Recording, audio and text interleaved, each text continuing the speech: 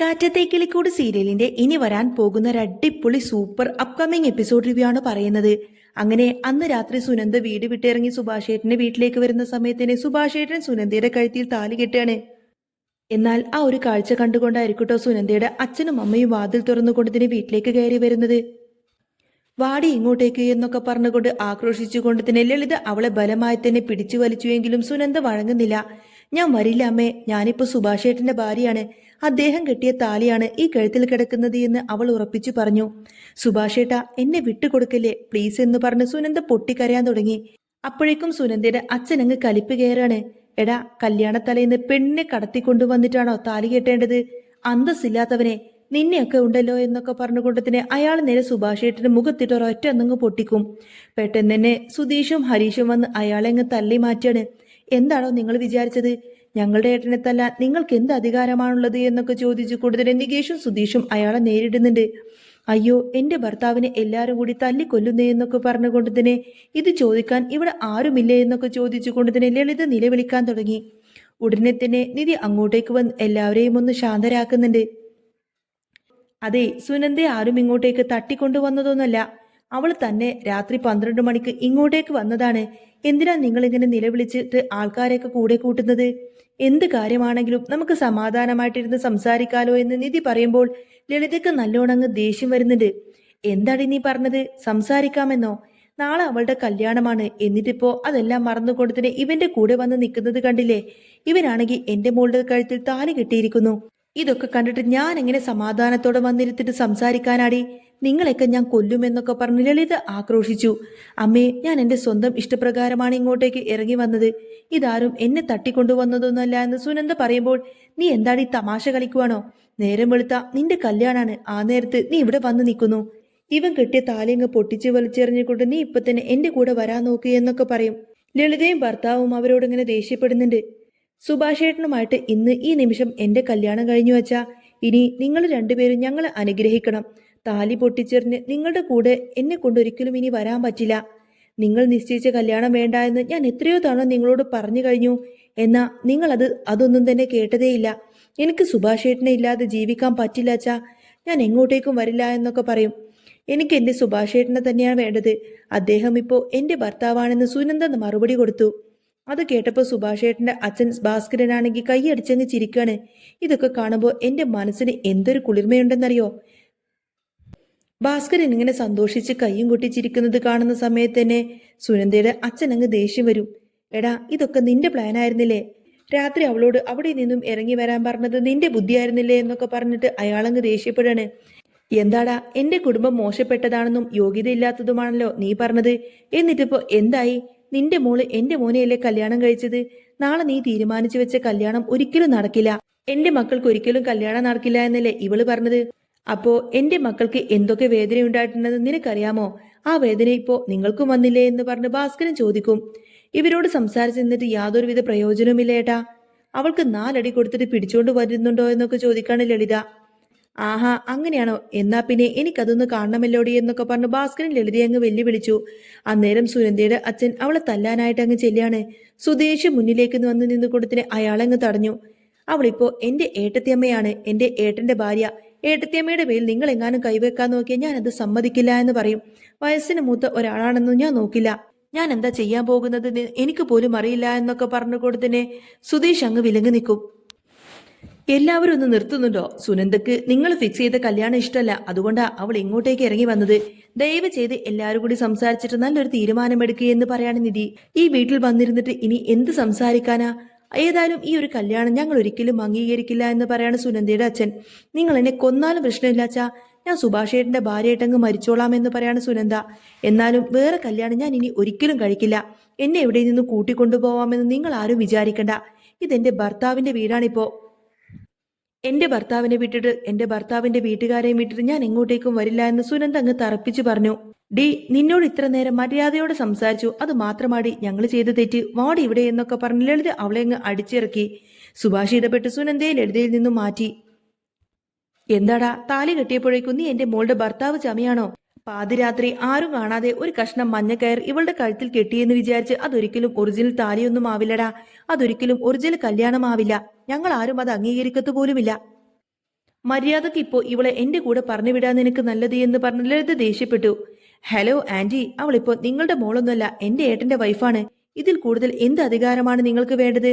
സുനന്ദ അപ്പോ എന്റെ ഏട്ടത്തിയമ്മയാ, മനസ്സിലായോ? സുധീഷ് ചോദിച്ചു. അന്നേരം ലളിതക്ക് അങ്ങ് ദേഷ്യം വരാണ്. നിങ്ങൾ ഉടനെ തന്നെ പോലീസ് സ്റ്റേഷനിലേക്കൊന്ന് ഫോൺ ചെയ്യേട്ടാ. എന്റെ മോളെ തട്ടിക്കൊണ്ടുവന്ന് ഇവർ കല്യാണം നടത്തിയിരിക്കണ, ഇനി ഇവരുടെ മേൽ കംപ്ലൈന്റ് കൊടുക്കാമെന്ന് പറയും. എല്ലാത്തിനെയും അങ്ങ് അകത്തിടണമെന്ന് ലളിത പറയുന്ന സമയത്തിന് പിന്നെ പോലീസിന് വേറെ പണിയില്ലല്ലോ. ദാ ഇതൊക്കെ നിങ്ങൾ മറന്നുപോയോ എന്ന് നികേഷ് ചോദിച്ചു. എന്നെ വിശ്വസിക്കുമോളെ, നീ എന്റെ കൂടെ ഇങ്ങോട്ട് ഇറങ്ങി വാ. ഇപ്പൊ നീ എടുത്തിരിക്കുന്ന ഈ ഒരു തീരുമാനം അതൊരു നല്ല തീരുമാനമല്ല. നിന്റെ ജീവിതത്തിന് ഏതാ നല്ലതെന്ന് ഞങ്ങൾക്കല്ലേ അറിയാവുള്ളൂ. ദയവ് ചെയ്ത് നീ ഞങ്ങളുടെ കൂടെ ഇറങ്ങി വാ മോളെ എന്നൊക്കെ പറഞ്ഞുകൊണ്ട് തന്നെ അച്ഛൻ അങ്ങ് പൊട്ടിക്കരയും. അന്നേരം സുനന്ദ പറയുന്നുണ്ട്, ഇല്ല അച്ഛാ, അച്ഛൻ എന്നോട് ക്ഷമിക്കണം. എനിക്ക് നിങ്ങളുടെ കൂടെ ഒരിക്കലും വരാൻ പറ്റില്ല. എന്നോട് ഇനി വരാൻ വേണ്ടിയിട്ട് നിങ്ങൾ വിളിക്കുകയും വേണ്ട എന്ന് സുനന്ദ പറയാണ്. ഇവറ്റകളെന്നും ഒരിക്കലും വിശ്വസിക്കരുത് മോളെ. എന്തൊക്കെയോ പറഞ്ഞ് മോളുടെ മനസ്സിവര് മാറ്റി വെച്ചിരിക്കുകയാണ്. ഈ കുടുംബം ഒരിക്കലും നന്നാവാത്ത കുടുംബമാണ്. ഇവരെ വിശ്വസിച്ച് നിന്റെ ജീവിതം നീ കളഞ്ഞേക്കരുത്. ഞങ്ങൾ കണ്ടെത്തിയ ചെറുക്കൻ നിനക്ക് നന്നായിട്ട് ചേരും. അവൻ നിന്നെ നന്നായിട്ട് നോക്കും. ഇന്ന് നീ കരഞ്ഞാലും നാളെ നീ സന്തോഷമായിരിക്കും. അച്ഛനും അമ്മയും നിനക്ക് നല്ലതല്ലേ ചെയ്യാവൂന്ന് നിനക്കറിയാവുന്നതല്ലേ. അപ്പോ നിനക്ക് മനസ്സിലായിക്കോളും. അച്ഛൻ പറയുന്നത് നീ അനുസരിക്കുമോളെ എന്നൊക്കെ പറയും. നീ എന്റെ കൂടെ വാ എന്നൊക്കെ പറഞ്ഞങ്ങനെ അച്ഛൻ കരഞ്ഞുകൊണ്ട് സംസാരിക്കാണ്. ഈ കല്യാണം മുടങ്ങിക്കഴിഞ്ഞാൽ നിന്റെ അച്ഛന്റെ ജോലി പോവും. അച്ഛൻ ഇനി ഈ വീട്ടിൽ തന്നെ കാലാകാലം ഇരിക്കേണ്ടി വരും. നമ്മുടെ കുടുംബം അങ്ങ് തകർന്നു പോകും മോളെ.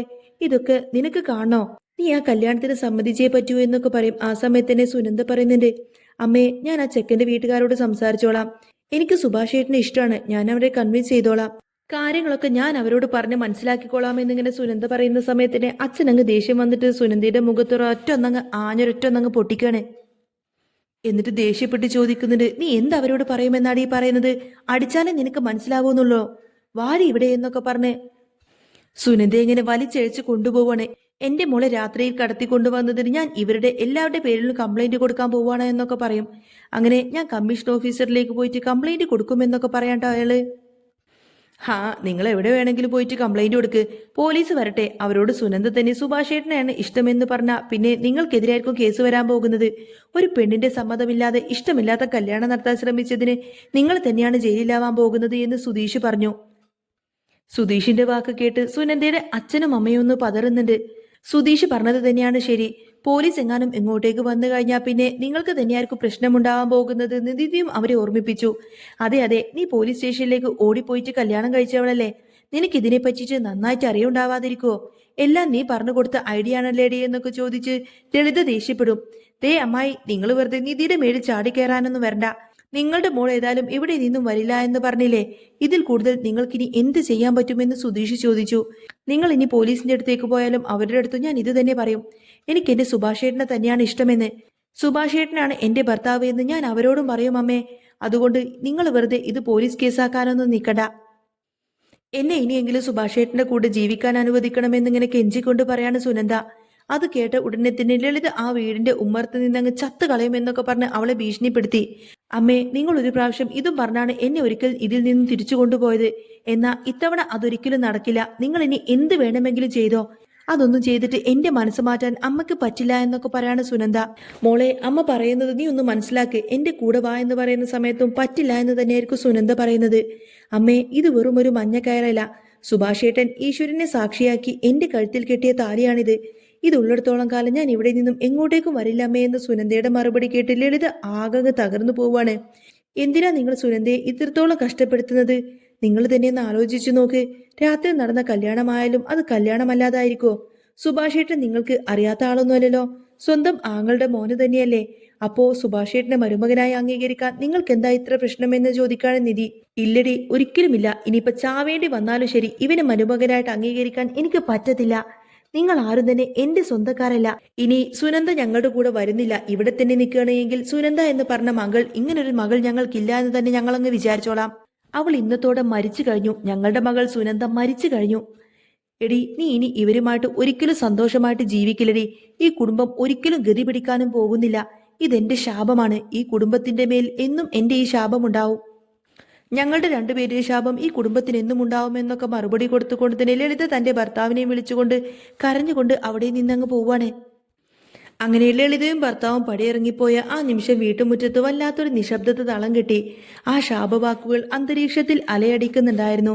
സുനന്ദ തളർന്ന് മുറ്റത്ത് തിണ്ണയിലിരുന്നു പോയി. സുഭാഷ് പതുക്കെ അവളുടെ അരികിൽ വന്നിരുന്ന് ആ ഒരു കൈകൾ ഇങ്ങനെ ചേർത്ത് പിടിച്ചു. പേടിക്കേണ്ട സുനന്ദയെ, അവർക്കിപ്പോഴത്തെ ആ ഒരു ദേഷ്യത്തിലൊക്കെ പറഞ്ഞതാണ് എല്ലാം ശരിയായിക്കോളും എന്ന് പറഞ്ഞ് സുഭാഷ് അവളെ ആശ്വസിപ്പിച്ചു. പക്ഷേ കഥ അവിടെയൊന്നും അവസാനിച്ചില്ല. ലളിതയും ഭർത്താവും നേരെ പോയത് അവർ സുനന്ദക്കായി കണ്ടെത്തിയ ആ ഒരു സമ്പന്നനായ ചെറുക്കന്റെ വീട്ടിലേക്കാണ്. ഈ നാണക്കേട് എങ്ങനെ മറക്കുമെന്ന് അവർ ഭയന്നു. എന്നാൽ അവിടെ ചെന്നപ്പോൾ കണ്ടത് മറ്റൊരു കാഴ്ചയായിരുന്നു. ആ ചെറുക്കനും വീട്ടുകാരും സുനന്ദ ഒളിച്ചോടിയ വിവരം അറിഞ്ഞു കഴിഞ്ഞിരുന്നു. നാട്ടുകാരുടെ പരിഹാസവും ആക്ഷേപവും സഹിക്കാനാവാതെ ലളിതയുടെ ഭർത്താവ് ആ രാത്രി തന്നെ വീട് വിട്ടിറങ്ങാൻ തീരുമാനിച്ചു. പിറ്റേന്ന് രാവിലെ സുഭാഷേട്ടന്റെ വീട്ടിൽ കാര്യങ്ങളൊക്കെ കുറച്ചുകൂടെ ഗൗരവമായി.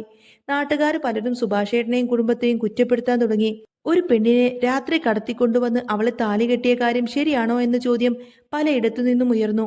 ഈ സമയം നിധി വലിയൊരു തീരുമാനമെടുത്തു. സുനന്ദയും സുഭാഷേട്ടനെയും കൂടി ലളിതയുടെ വീട്ടിലേക്ക് കൊണ്ടുപോവാൻ തന്നെ അവൾ നിർബന്ധിച്ചു. ശാപം വാങ്ങിച്ചില്ല, അവരുടെ അനുഗ്രഹത്തോടെ വേണം നിങ്ങൾ ജീവിക്കാനെന്ന് പറയാണ് നിധി. അവർ ലളിതയുടെ വീട്ടിലേക്ക് എത്തിയപ്പോൾ വീട് പൂട്ടിക്കിടക്കുകയായിരുന്നു. ലളിതയുടെ ഭർത്താവ്, അതായത് സുനന്ദയുടെ അച്ഛൻ, ആത്മഹത്യക്ക് ശ്രമിച്ചു എന്ന വാർത്തയാണ് പിന്നീട് കേട്ടത്. അതറിഞ്ഞ് ആശുപത്രിയിലേക്ക് ഓടിയെത്തിയ സുനന്ദയെ കണ്ടപ്പോൾ ലളിത ആദ്യം ആക്രോശിച്ചുവെങ്കിലും സുഭാഷ് തന്റെ സമ്പാദ്യമെല്ലാം എടുത്ത് ചികിത്സക്കായി ചിലവാക്കുന്നത് കണ്ടപ്പോൾ അവരുടെ ഉള്ളൊന്ന് പിടഞ്ഞു.